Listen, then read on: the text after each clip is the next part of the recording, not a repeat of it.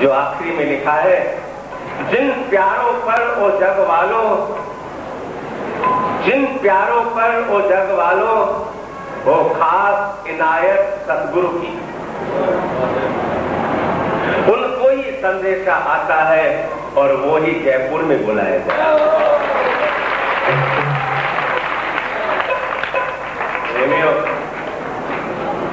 तो ये सब उन महापुरुषों की कृपा है। चरणों की दाता चंदन और अबीर बने, धूल तेरे चरणों की दाता चंदन, धूल तेरे चरणों की दाता चंदन और अबीर बने, धूल तेरे चरणों की दाता। जिसने भी मस्तक पे लगाई, उसकी तो तकदीर बने, धूल तेरे चरणों की दाता चंदन और अबीर बने, धूल तेरे चरणों की दाता। धूल का मतलब यहाँ मिट्टी से नहीं है, धूल का मतलब है कृपा। जिसके ऊपर भी गुरु महाराज की कृपा हो जाती है तो उसकी किस्मत बन जाती है। लेकिन मैं आपसे एक बात बता दूं, एक गाल बुलाया, कृपोल से पर कर जग में चीज कोई अनमोल नहीं, चरण धूल से पर कर जग में भी अनमोल नहीं, हर शय का है मोल यहाँ पर, इसका कोई मोल नहीं, हर शय का है मोल यहाँ पर, इसका कोई मोल नहीं, चरण धूल का अंजन मेरा, आंखों का अक्सीर बने, धूल तेरे चरणों की दाता चंदन और अबीर बने, धूल तेरे चरणों की दाता। जिसने भी मस्तक पे लगाई, उसकी तो तकदीर बने, धूल तेरे चरणों की दाता। प्रेमाने से पार हुई पत्थर की अहल्या, तुल राम की पाने से पंपा सर भी हो गया पावन, पंपा सर भी हो गया पावन, शबरी के चरण धोने से, तेरी दया से मन की विरती जैसे गंगा नीर बने, धूल तेरे चरणों की दाता चंदन और अबीर बने, धूल तेरे चरणों की दाता। जिसने भी मस्तक पे लगाई, उसकी तो तकदीर बने, धूल तेरे चरणों की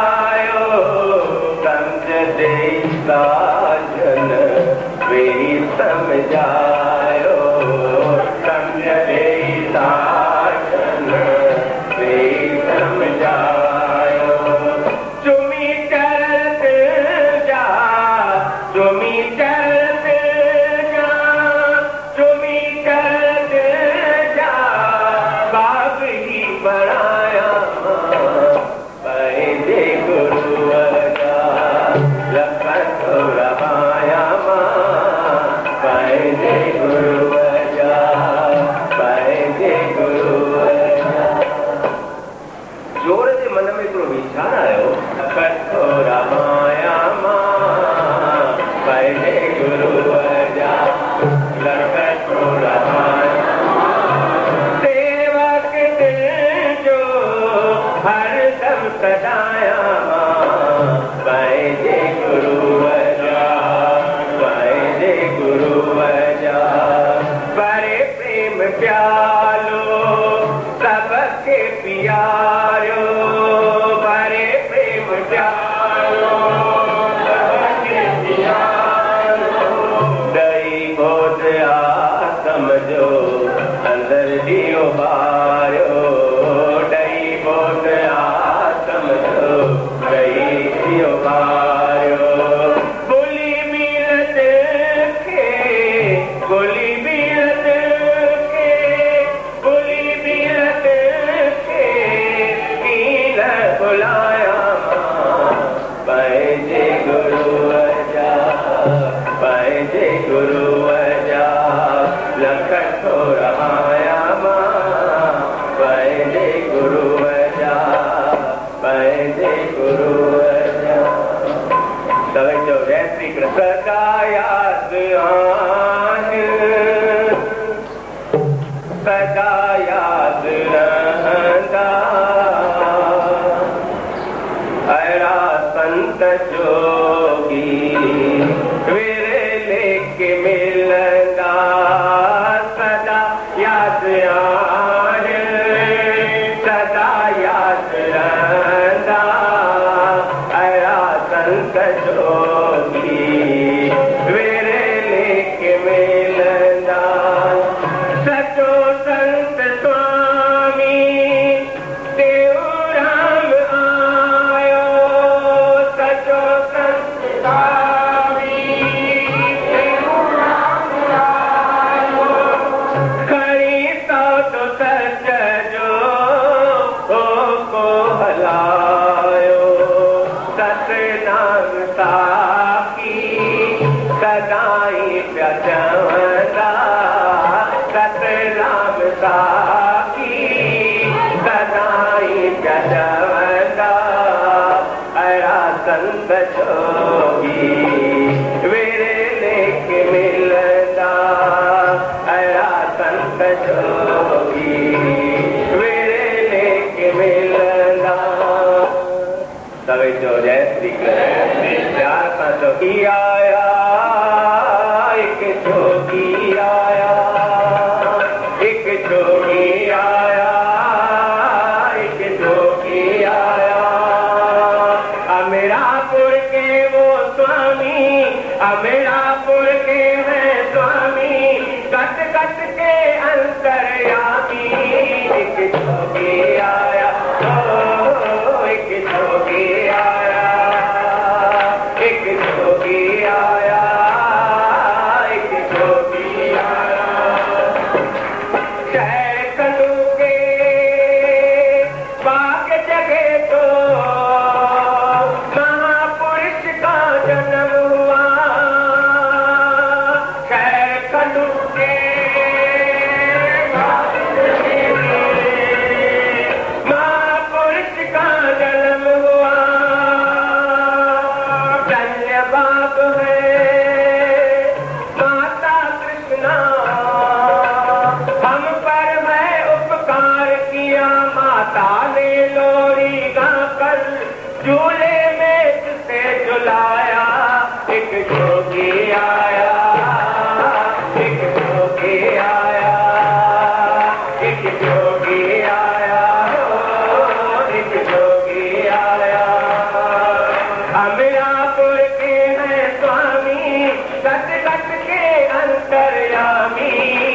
जोगी आया, एक जोगी आया, एक जोगी आया, एक जोगी आया।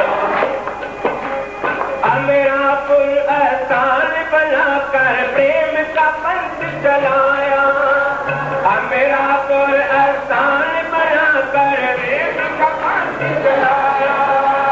गली गली में जाकर दूसरे नाम प्रभु का गाया, गली गली में जाकर दूसरे नाम प्रभु का गाया। सतनाम साकी जपा कर और धर्म का झंडा झुलाया। एक जोगी आया, एक जोगी आया, एक जोगी आया, एक जोगी आया, एक जोगी आया। बाबा प्रेमियों, एक जोगी आया,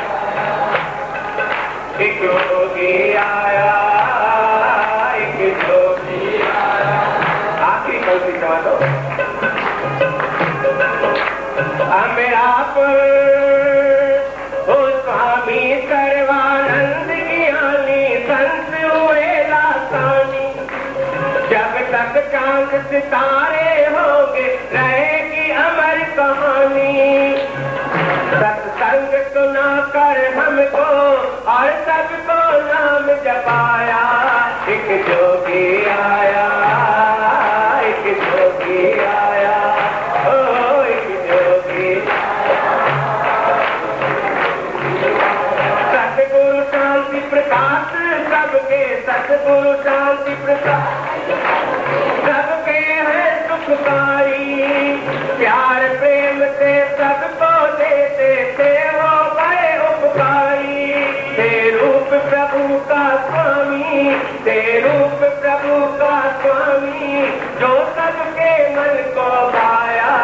एक जोगी आया, एक जोगी आया, एक जोगी आया, एक जोगी आया। अमीरापुर के वो स्वामी घट घट के अंतर्यामी। एक जोगी आया, एक जोगी आया। बोलो गुरुदेव भगवान की। प्रेमियों देखो,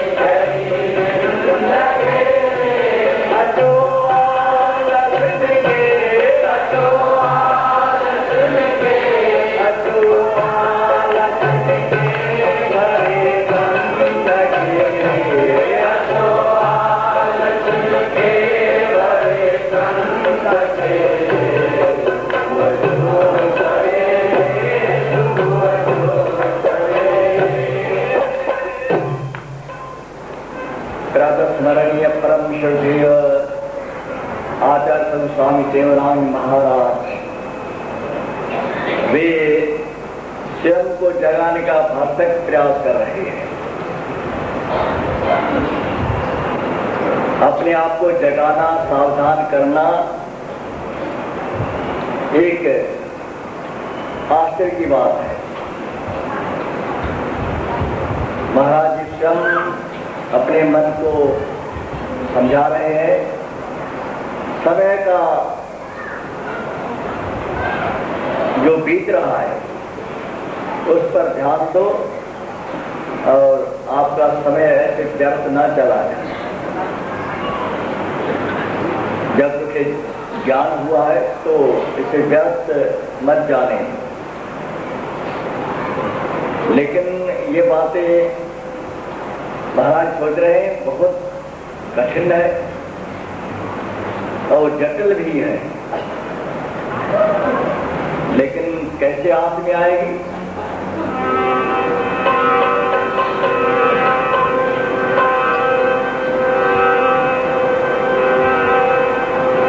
नाम जी जपे जा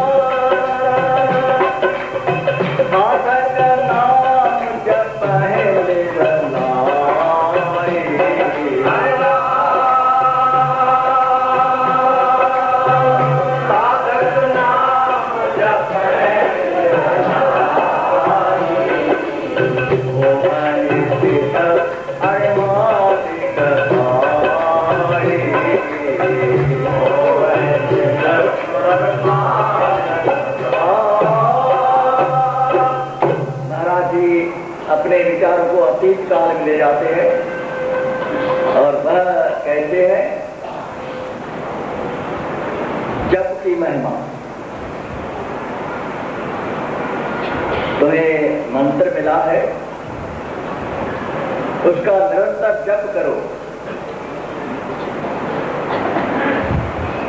मंत्र लेने का अभिप्राय यही है, रात दिन का सिमरन, जप के बाद सिमरन, सिमरन के बाद ध्यान, कई इनकी श्रेणियां हैं। तो देखेंगे, हम भी सुना होगा ध्रुव जी कहाँ चले गए थे? वन में चले गए। क्या करना था उसे? कोई दुकान थी, सैर करने का जगह थी, क्या था? वही मंत्र लिया और चल पड़े, किसी का लेना न देना। और वह बात कैसी अजीब है, जब घर से निकला तो पिताजी के बाग में पहुंच गया। विष्णु पुराण पढ़ेंगे तो हमें मिलेगा। पिताजी बाग में चला गया, वहां सप्तऋषि बैठे हैं। एक ऋषि के पास गया तो ऋषि ने पहचान लिया थे, राजपुत्र है। पूछा कैसे, क्यों, उदासीन क्यों? पूरी समस्या बतला दी गई उनके द्वारा।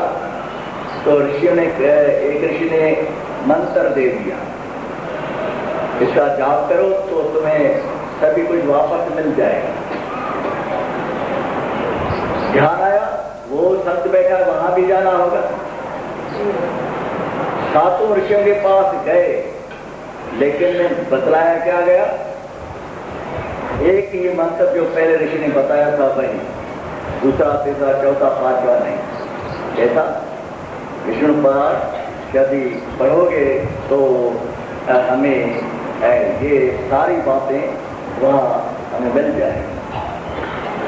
7 ऋषि हैं, 7 ऋषियों ने एक ही मंत्र बताया, अपना अपना नहीं, क्योंकि परंपरा को स्थिर रखना है। जिस किसी ने परंपरा को स्थिर रख दिया ना, फिर उसे किसी प्रकार की हानि नहीं हो। किसी प्रकार की हानि नहीं। उसके लिए क्या होगा? गरल सुधार तू करेंगे भाई, गरल सुधार तू करेंगे भाई, वो बस सिंधु अनल सिलाई, वो बस सिंधु अनल क्या होगा उनके लिए? अमृत, जहर जो अमृत बन जाए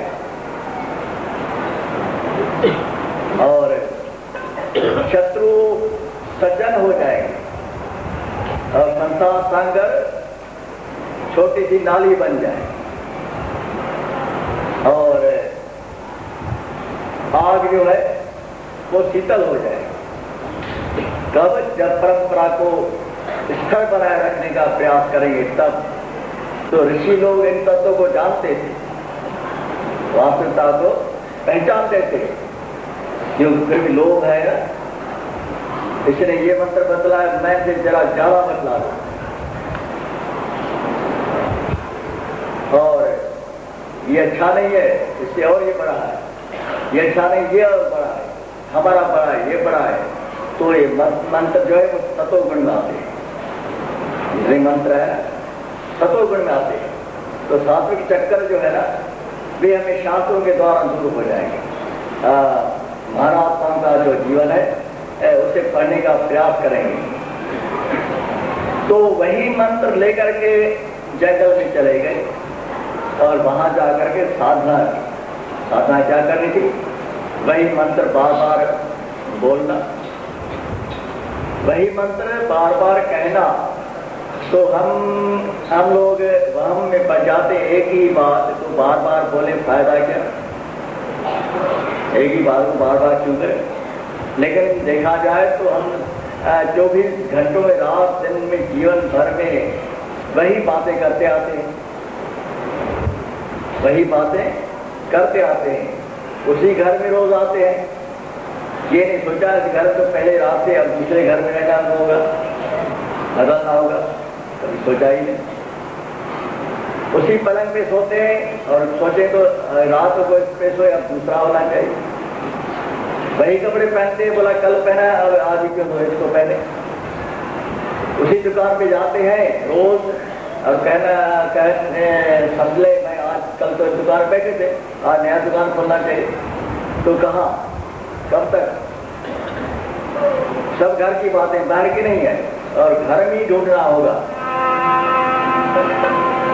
गोरो खायण, गोरो बोलन, थोड़ी निजरा कर सदा।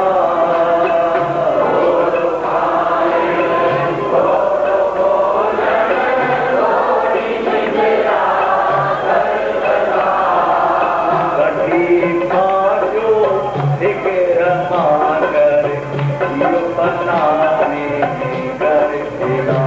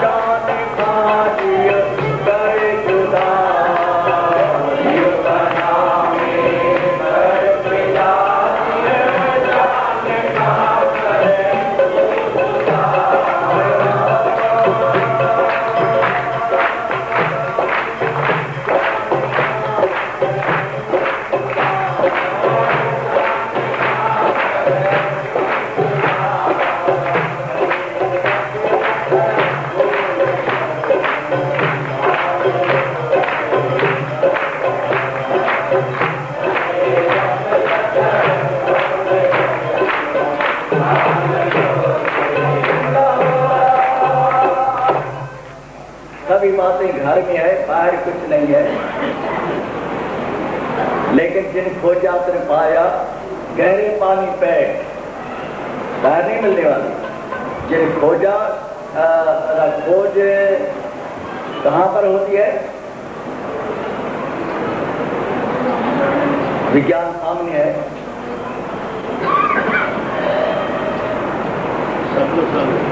कहाँ पर होती है? गहराई में होती है, ऊपर होती है? गहराई में होती है।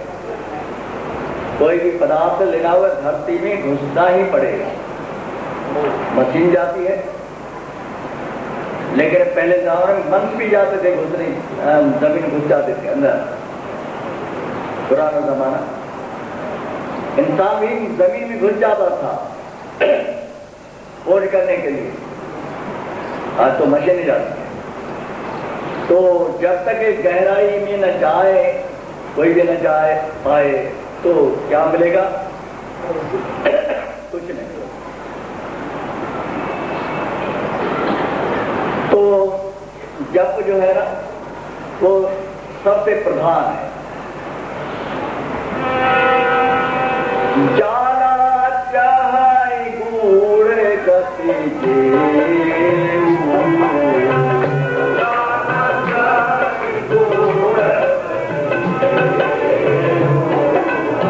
नाम जिया जप जाना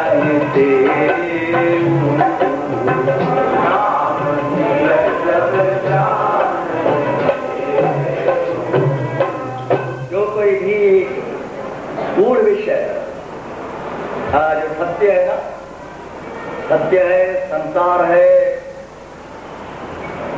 जो कुछ दिखाई पड़ रहा है वो ऐसे नहीं जा पाएगा जब तक गहराई में न जाए। तो जो कोई भी गूढ़ गति को जानना चाहेगा, उसे जप करना ही पड़ेगा, उसे जप करना ही पड़ेगा। क्यों? गूढ़ गति क्या होती है? छुपा हुआ ज्ञान।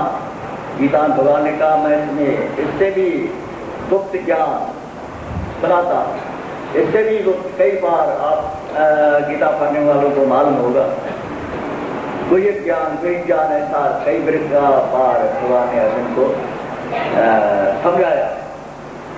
अब वो है क्या? पहला में मुक्ति चाहिए, तो किससे मुक्ति चाहते हैं ना हम सभी? ये जो सत्संग आयोजन किए जाते हैं ना, महान आत्मा जो ये यहाँ पे पधारना, फिर यहाँ से प्रस्थान करना, वे क्या लाते हैं, क्या छोड़ जाते हैं? वही बातें। मुक्ति चाहिए ये ना, तो किससे मुक्ति चाहते हैं? किससे?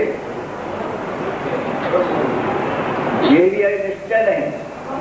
हम छुटकारा चाहते हैं किससे? गरीबी से चाहते हैं, बीमारी से चाहते हैं, शहर के घर के झंझट से चाहते हैं, वंश के झंझट से चाहते हैं, देश के झंझट से चाहते हैं। किससे चाहते हैं? आवागमन। तो हमें ये पता है पहले कहाँ से आए, कहाँ से? अभी कोई ऐसा पता नहीं। और जो यहाँ से हमारे हाथों में चले गए, वे कहाँ गए? तो सिद्ध नहीं होती बात। प्रमाण है, शास्त्र को मान लें, लेकिन प्रमाण तो नहीं ना। हम किस जगह से आए? और फिर जो हमारे सामने चले गए ना, हमारे सामने हमारे घर भी बड़े थे।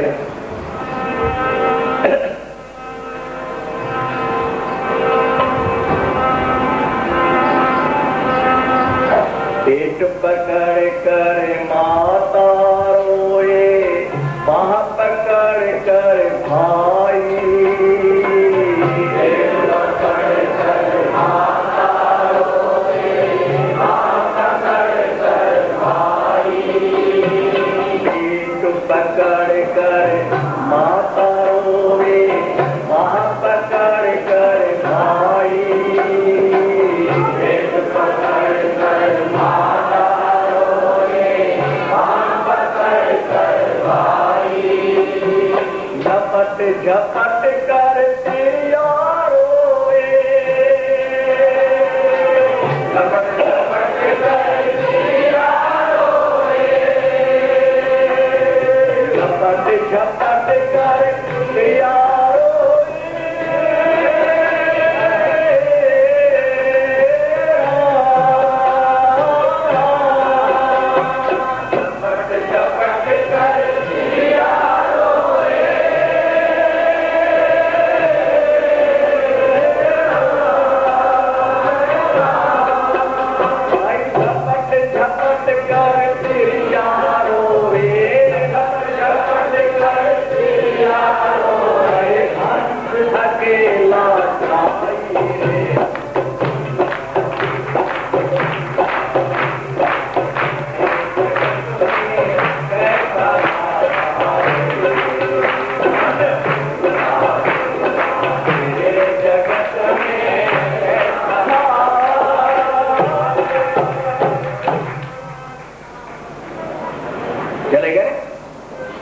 आंखों से देखते देखते कहां चले गए, कोई अता पता नहीं। तो भगवान के शब्द में अर्जुन, मेरे और तुम्हारे बहुत जन्म हो गए प्रमाण, लेकिन तू नहीं जानता, मैं जानता। तू नहीं जानता, मैं जानता। तो ये तो अनिवार्य बात है, आवागम से छुटकारा पाना भगवान के शब्दों में अनिवार्य, जिसका निर्वाह नहीं किया जा सकता, जिसे हटाया नहीं जा सकता। अब बताओ कि छुटकारा पाना है, आवागम से नहीं सकते हम लोग, कोई भी नहीं। स्वयं भगवान कह रहे अपरिहार्य अर्थ, जिसका कोई इलाज नहीं, कोई साधन नहीं, असाध्य रोग, कैसे बच पाएंगे? तो ये भी हमें न नहीं पाए तो हम मुक्ति किससे चाहते हैं? पानी से पानी मिला, मिला पौन से पौन, कह कबीर मुझसे कहो बाकी मरिया कौन। कबीर कहते हैं ये हमारा शरीर कितने तत्वों का बना है? 5 तत्व। तत्व जड़ है चेतन, जड़ तत्व जड़ है चेतन। तो हमारा शरीर जड़ है चेतन, चेतन कैसे? जब बना जड़ से चेतन कैसे होगा?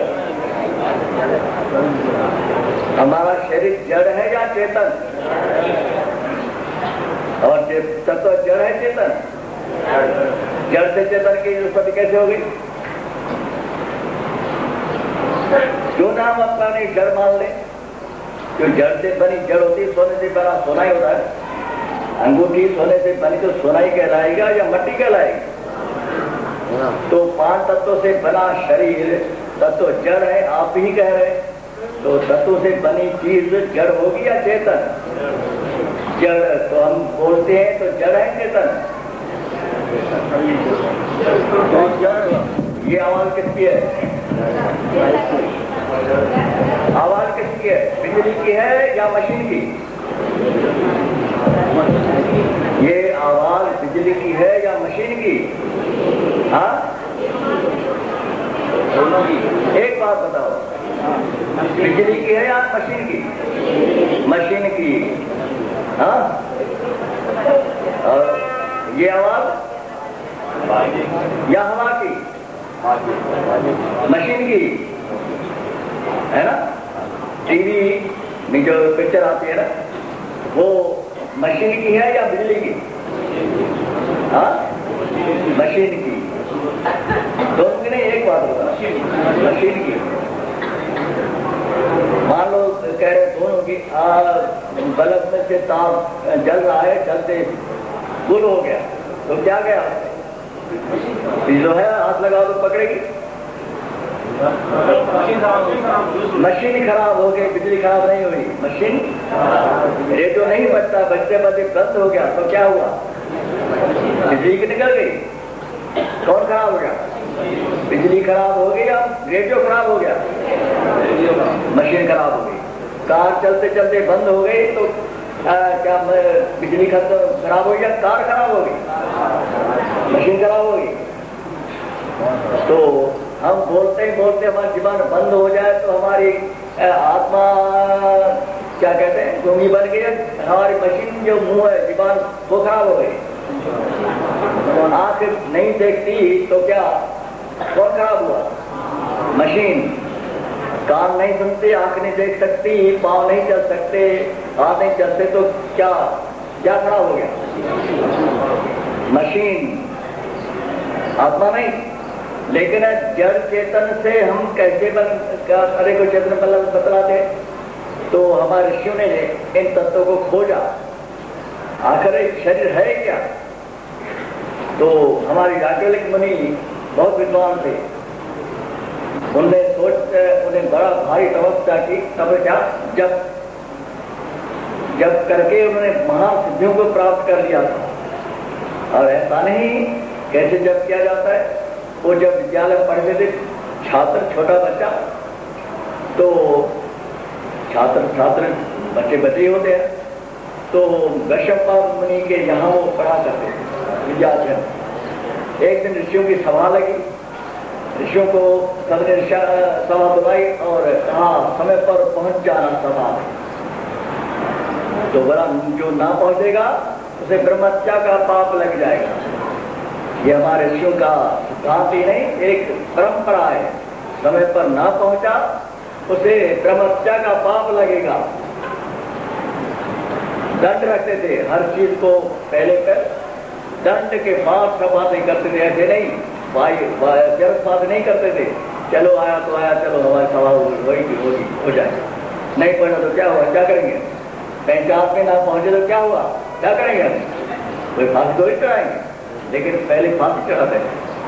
महाराज जी का संदेश है, लिखा है समय जिसको दिया जाए 5 मिनट उससे पहले वहां पहुंचना होगा।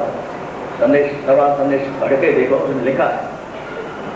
तो ऋषि ने शर्त लगाई इस समय के अंदर ना तो कोई पहुंचा उसे ब्रह्महत्या का पाप लग जाएगा। तो वैशंपायन जी पहुंच नहीं पाए और ब्रह्महत्या का पाप तो लग रहा है, ऋषि की वाणी की झूठी नहीं होती। अब वो आए विद्यालय में और छात्रों से बात की, तो याकल छोटा बच्चा था, उसने कहा प्रभु मैं ही आपके ब्रह्महत्या का प्रश्न कर देता। तो गुरु बिगड़ पड़े, गुरुजी बिगड़ गए। बोला तू कौन है? ये जितने सारे छोटे बच्चे का अपमान करते हो, ये नहीं कर पाएगा, तू ही कर पाएगा। उसने याज्ञवल्क्य ने तो सोचा ये छोटे बच्चे सबका मैं कर दूं, इन्हें कष्ट ना हो, इसको उद्देश्य लेकर के कहा। लेकिन गुरुजी बिगड़ पड़े। बोला तू ही सबसे बड़ा है, ये नहीं कर पाएंगे, निकल जाओ मेरे विचार से, क्या नहीं रहने का। गुरु भी ऐसे थे, शिष्य भी ऐसे। तो शर्त लगा तो क्या मैं क्या कहने जा रहा था, वह याज्ञवल्क्य मुनि लिखते शरीर क्या है चीज, हम लोग खाते क्या है, एक पीने की चीजें, एक शरबत, दूध, मलाई, पानी सब है। दूसरी खाने की चीजें जिसे में अनाज जो दांतों से खाया जाए। तीसरा क्या खाते हैं, घी, मक्खन, मलाई, बादाम, जिसमें चिकनाई, खरगोमा, 3 चीज खाते हैं। तो 3 चीजों के 9 भाग हो जाते हैं। जो हम अन्न खाते हैं उनका मोटा संडास बन जाता है। दूसरा ऐसा मांस बनता है हमारा इससे, अनाज से। अब अनाज को यहाँ रख देंगे, मिलाएंगे, मिलेगा ना। मोटा ऐसा संडास बन गया और पिछला ऐसा मांस बन गया, और तीसरा सूक्ष्म क्या बना, मन बन गया। जो हम संकल्प करते हैं ना, ये करूंगा, वो करूंगा, ये करूंगा, ये जो मन में विचार होते रहते हैं, विकल्प संकल्प, ये करूंगा, यूं करूंगा, होता है ना। ये क्या है, अन्न से बनी शक्ति। किससे बनी? अन्न से बनी शक्ति। वो शक्ति तो है, लेकिन शक्ति जड़ है, जड़ है। और दूसरा पीते पानी। पानी से क्या बनता है, एक होता है यूरिन बन जाता है, दूसरा ऐसा रक्त बन जाता है, जो हमारा रक्त वाहिनी में चलता है वो बन जाता है। तीसरा ऐसा क्या बनता है, पानी जो हम बोलते हैं ना, बोलना, ये पानी का प्रताप है। पानी की शक्ति सूक्ष्म बन करके वो पानी बन जाती है। हम बोलते हैं, मन संकल्प किया और ऐसा कहना है, ऐसा वो बोलने को, ये पानी का प्रताप है। और तीसरा क्या होता है, घी, बादाम, पिस्ते, जो कुछ खाते हैं ना, उसके 3 हिस्से हो जाते हैं। जो मोटा ऐसा उसकी हड्डियां बनती है, हमारे शरीर में हड्डियां है, हड्डियां बन जाती है। और दूसरा ऐसा मजा बन, जो हड्डियों में अंदर होता है। जिसने मांस खाया होगा बकरा, उसको मालूम, मैंने खाया है ना, उसमें चूस चूस के निकालते थे हम लोग, खाते थे। हाँ वैसे बोल जाओ, मैंने तो खाया, इसको पता होगा। तो मजा बनती है। और तीसरा क्या बनता है, प्राण लेते रहते ना, जो भी प्राण चलता है, वो कितना प्रताप है, ठीक है, जेको करे खीर तो न करे माफी है। ये तीनों चीजें बनती है अन्न, पानी और घी से। अब ये भी जड़ है, अब जड़ से बनी शक्ति जड़ हो गया, चेतन हो गया। फिर हम चेतनता कहाँ गई, चेतन कहाँ गया? अब वही यहाँ से जो बाहर की बात ये पंखे की, वो शरीर हमारा बाहर की, हाँ, और इसे अंदर से वो मशीन जो निकाल दो और फिर बिजली लगा चलेगी, नहीं चलेगा। तो एक बाहर की बाटी और तुझे अंदर मशीन और तुझी क्या है बिजली। बिजली बनती कहाँ से है? बिजली बनती किससे है? पानी से। कोई जैसे आग से बन गया तो बिजली चल रही चेतन। अब ये बातें उलझन वाली है और कहते तू चेतन है, तू ऐसा कर, तू ऐसा कर, तू इंसान है, हैवान क्यों बनना है? अब बताओ क्या किया जाए?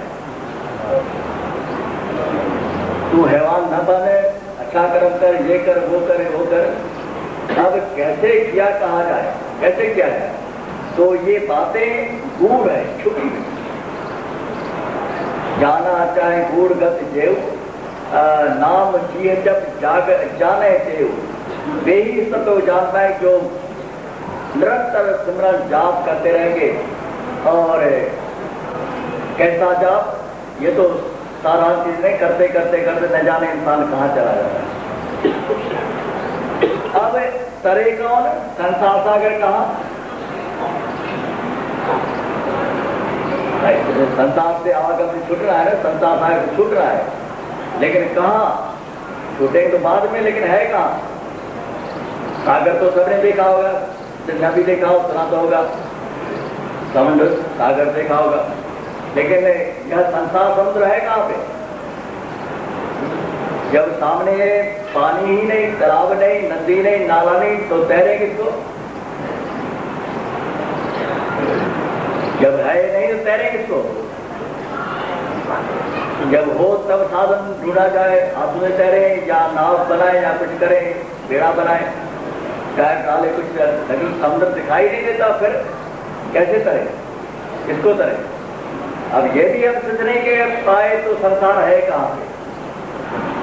जब वस्तु ही दिखाई ना पड़े तो फिर उसके विषय में सोचना क्या होगा? वो संसार समुद्र कहते हैं, ये संसार ये है। कौन सा भाई? ये संसार है। तो कौन सा? ये संसार है भाई। कुटुंब परिवार मतलब के है। तो तू कैसा है? तू कुटुंब से निकला या कुटुंब से बाहर आ गया? कुटुंब में तुम भी है या नहीं? फिर तो भी मतलब बन गया। कुटुंब परिवार झूठा है से अलग हो जा, कुटुंब परिवार मतलब ये से अलग हो जा। तो तू किसमें है? किसमें है? तो फिर किससे अलग होगा? ये उलझन वाली बातें ये सत्संग के माध्यम से और फिर बुद्धि को ही चलाना पड़ेगा, दिमाग को लड़ाना पड़ेगा, तब जाकर कहीं अपने निष्कर्ष पर पहुंच पाएंगे, वरना नहीं। जब संसार ये संसार मिथ्या है तो मैं कौन हूँ? मैं सत्य हूँ क्या? मैं भी तो तुम्हारे जैसा मांस हड्डियां तुम्हारे जैसे मुझ में, या अलग है? मेरी सोने की हड्डियां है क्या? नहीं। हाँ, चांदी का मांस चढ़ा हुआ है क्या? नहीं। जैसा तुम्हारा शरीर वैसा हमारा शरीर, जैसा पिता का, मेरा बेटा का, पत्नी का, पति का। तो फिर कौन संसार? ये पहाड़ संसार है। पहाड़, पौधे, पेड़, ये संसार है। तो इसमें कर जाओ पहाड़ पे, कर जाते चंडी देवी पर या वैष्णो देवी पर कर जाते, बद्रीनाथ केदारनाथ पर क्या जाते थे, करके पार हो जाओ। अगर कौन सा संसार जिससे हमें तैरना होगा, ये भी निश्चय नहीं। हम ही संसार है या हमारे में संसार है, हम संसार से अलग है। अजीब सी बातें लगती है। गोरा मुख अट पट बात है, खटपट लगे न कोई, जब मन की खटपट मिटे झटपट दर्शन हो। हमारा गुरुदास जी का भी पुण्यतिथि मनाई गई ना, वे बहुत गहराई में गए। यह तत्व तो कैसे जाना जाएगा? अटपटी बात है ना? अटपटी बात। संत जना की टोलनी मन के 36 शेर, यदि वो कृपा करें तो मन के 32 शेर, 4 शेर और घट जाएगा। कृपा करेंगे तो घट जाएगा। कैसे? पांडवों पर किन लोगों की कृपा थी? आशीर्वाद सभी की थी या एक आदि की? एक दुखे की? पांडव लोग थे, उन पर आशीर्वाद किन की थी? भगवान कृष्ण की, शंकर भगवान की, देवी की, पार्वती की, माता पिता की, बहुत सारे लोगों की कृपा थी। किस पर? फिर बर्बर क्यों बन गए? और गौरव पर कृपा थी किसकी? गौरवों पर किसी कृपा थी? तो राज वो करते रहे जिन पर कृपा है हटे थे। अटपटी बात होगी नहीं हुई? जिन पर कृपा सब दुनिया की, भगवान कृष्ण की कृपा, गुरु की कृपा है, सिर पे कृपा का हाथ रखा हुआ है और वे भटक रहे हैं। और जिन पर कृपा मिल ही नहीं रही, आशीर्वाद मिल ही नहीं रही, वे बताओ अटपट बात है कि नहीं? तो ये बातें कैसे समझ में आएगी? हम जप न करेंगे तो कुछ नहीं मिलेगा। और जब कब कैसे करेंगे? जब तक माता पिता की सेवा न करेंगे ना, माँ बाप की आशीर्वाद नहीं मिली तो कुछ नहीं मिला। गुरु की कुछ संतों की छोड़ो, गुरु की कृपा ही नहीं मिलेगी।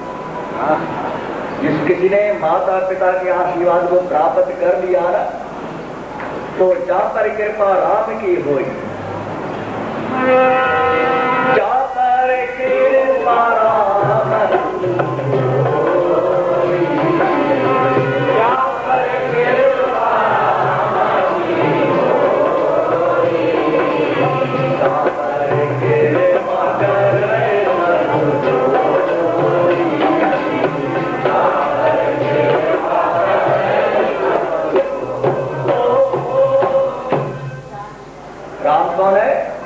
देवो भव पितृदेवो। तो राम माता कौन है? राम पिता कौन है?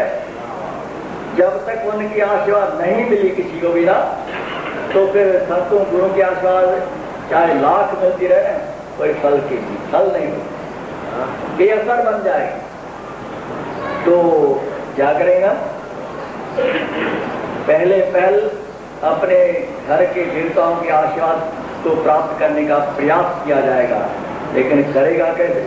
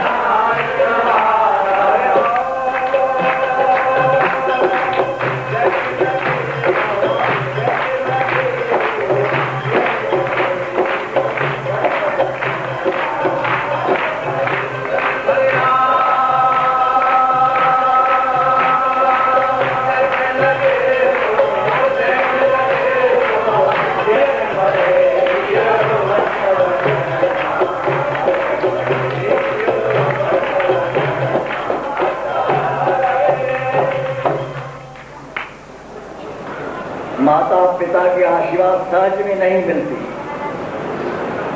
माता पिता जब वे हो जाते ना, तो उनके शूल लगते हैं, न जाने क्या बोलते हैं, बहू को बेटों को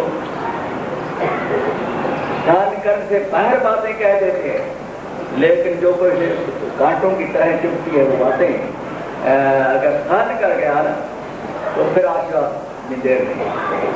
बाहर वालों की नहीं देना है, जो बाहर के लोग हैं उनको नहीं सहन करते हैं, वो तो डर के मारे, लोभ के मारे सहन करना ही पड़ेगा। लेकिन माँ बाप से कोई डरता है क्या? बाहर के लोगों से डर के मारे अन्याय को सहन करना पड़ेगा कि नहीं? डर के मारे। लेकिन माता पिता डर नहीं होता तो उसको नगण्य मानते हैं। मेरे माता पिता ये थोड़ी है, मेरे लिए ऐसे करते, मेरे ऐसे करते, मेरे लिए ऐसे करते, ये पति थोड़ी मेरे ऐसे, ये पत्नी थोड़ी मेरे जैसी करते। ये शूल है, कांटे हैं। गुरु महाराज जी इस तत्व को समझाता, ने इस तत्व को जाना था तभी लिखा उन्हें। तो घर के बड़ों के जो शब्द, वाणी के शब्द, कांटे जो है वाणी के, उनको सहन कर बूढ़ा बाप माँ लाठी लेकर थोड़ी मारेगा। कैसे करेगा? सास बड़ी है, माँ बड़ी है, बाप बड़ा है, दादी बड़ी है, वो क्या है? लाठी लेकर मारेगी क्या? शब्द बोलेगी ना, कड़वे शब्द। वो कड़वे शब्द शूल है, कांटे हैं, तीखे क्षण। और वो जिसको सहन करना आ गया, वो मेरे सजी सही गए तम रहे हो, सजी सही गए तम रहे हो,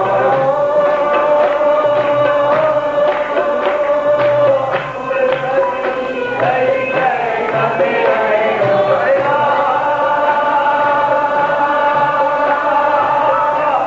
सजी सही गए तम रहे हो।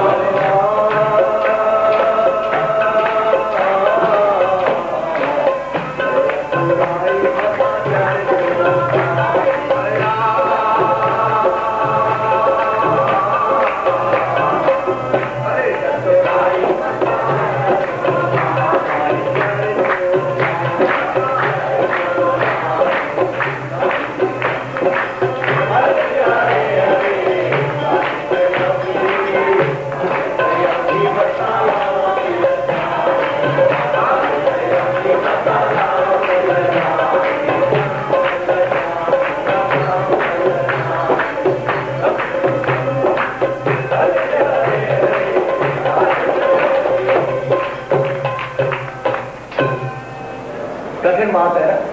जो कोई माता पिता बड़ों के, घर के बड़ों के, बाहर के बड़ों के नहीं, घर के बड़ों को जो सहन कर गया, सब लोग आशीर्वाद हो गए। फिर बाहर के आशीर्वाद की आवश्यकता नहीं। वो अपने जहाँ पर कृपा राम की हुई, तहाँ पर कृपा सब उनके ऊपर कृपा करेंगे। आप बताओ, सबकी कृपा थी पांडवों पर, फिर बन क्यों? सब कृपा थी राम पर, बनवास क्यों? सबके पास आशीर्वाद थी राम। सभी शुभकामनाएं करते, राम हमेशा सिंहासन बैठा है, राजा बने हमारा। सब चाहते थे, कौन नहीं चाहता? एक आदमी के न चाहने पर सारी आशीर्वादें धूमिल हो गई क्या? तो क्या जाए, कहा कैसे क्या इस बातों को निर्णय किया जाए? ये सही बातें कैसे समझ में आएगी? जब तक हमें शरीर से अलग ना हो पाए तब तक नहीं मिलेगा। और वो कब मिलेगा? जब आशीर्वाद होगी बड़ों की, तब गुरु तत्व को जाना जाएगा। तो गुरु महाराज कहते अपने अंदर घुस जा, बाहर मत देख।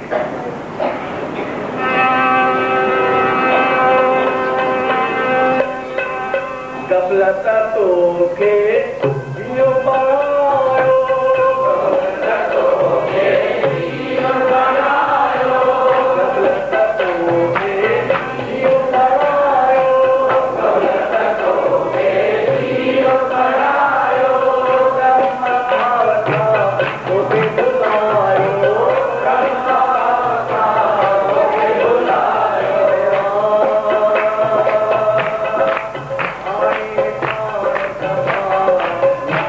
Oh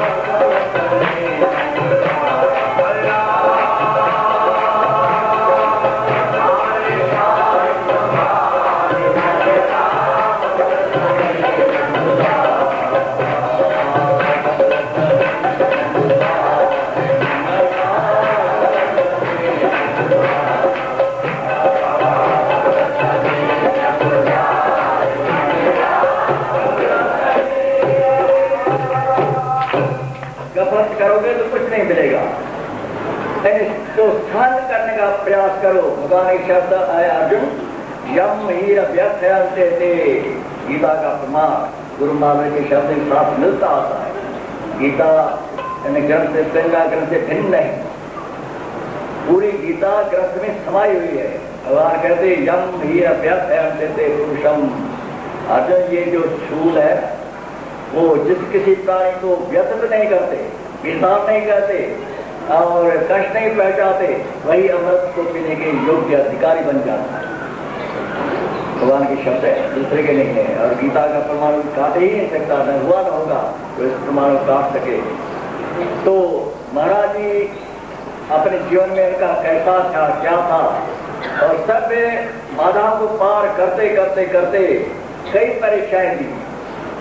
पहले गांव में परीक्षा दी माया के द्वारा, जो सुनते होंगे पढ़ते होंगे, माया के द्वारा। दूसरी परीक्षा गांव वासियों के सेठियों साहूकारों के द्वारा ली गई गांव में। तीसरी परीक्षा कर्णावतम में ली गई, शहर के सेठियों और साहूकारों के द्वारा और विद्वानों के द्वारा, बुद्धिजीवियों के द्वारा। और फिर चौथी परीक्षा कहाँ ली गई? बालू के टीलों पर बैठे हुए महाराज जी की आग के द्वारा ली गई, आग लगाई गई। और शिष्यों ने परीक्षा ली। बात तो अजीब है, गुरु महाराज के शिष्य और गुरु की परीक्षा ले रहे हैं, कैसे बड़ी बात है। दूसरे है, लेकिन शिष्य भी गुरु की परीक्षा लेते हैं, उससे भी पार हो गए महाराज। परीक्षाएं जो परीक्षा देते हैं वो कांपते हैं, कैसे होगा, क्या होगा, कैसी साल जॉब पूरा होगा या नहीं, डरते डरते रहते हैं, परीक्षा देने नहीं चाहते ही नहीं। तो परीक्षा को सारा नहीं हो गया, जो पढ़ेगा तो परीक्षा देनी ही पड़ेगी, न पढ़े तो कोई बात नहीं, पढ़ेगा तो परीक्षा देनी ही पड़ेगी। तो महाराज कई परीक्षाएं दी, तब जाकर पार हुआ। आज उनका ये किसका क्या कहते हैं, क्या कहा मैंने, महात्मा क्या कहते हैं, प्रभाव प्रताप किसका है? देवराज महाराज का, हमारा नहीं है। अगर मैं समझो ये सब मेरे कारण नहीं हो रहा है तो मैं बुद्धिमान या अबुद्धिमान? बताओ, डरो नहीं, यहाँ डरने का सवाल नहीं। आओ पियो छको मत, देखो मारो थको मत, बोलो चालो थको मत, मारो काटो ढको मत।